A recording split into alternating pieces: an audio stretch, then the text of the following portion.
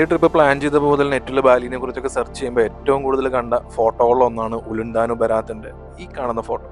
അപ്പോൾ ഈ ടെമ്പിൾ നമ്മൾ ഒരുപാട് ഫോട്ടോസിൽ കണ്ടിട്ടുണ്ടെങ്കിലും നേരിട്ട് കാണുമ്പോൾ കിട്ടുന്ന ആ ഒരു ഫീൽ ഉണ്ടല്ലോ, ആ ഒരു ഫീല് പറഞ്ഞറിയിക്കാൻ പറ്റില്ല.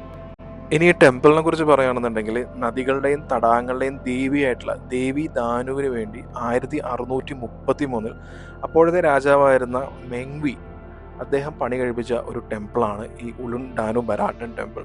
ഇന്നിപ്പോൾ ഇത് യുനെസ്കോ റെക്കഗ്നൈസ്ഡ് ആയിട്ടുള്ള സുബക് ഇറിഗേഷൻ സിസ്റ്റത്തിന്റെ ഭാഗം കൂടിയാണ്.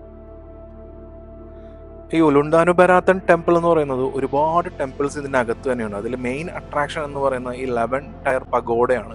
ഈ പഗോഡ ശിവഭഗവാനും പാർവതിക്കും വേണ്ടി ഡെഡിക്കേറ്റ് ചെയ്തിരിക്കുന്നതാണ്. അതുകൂടാതെ ഇവിടെ ബാക്കി വിഷ്ണുവിനും ബ്രഹ്മാവിനും ദേവി ദാനുവിനും വേണ്ടിയിട്ടുള്ള ഒരുപാട് ചെറിയ ചെറിയ ചെറിയ ടെമ്പിൾസ് ഇവിടെ കാണാം.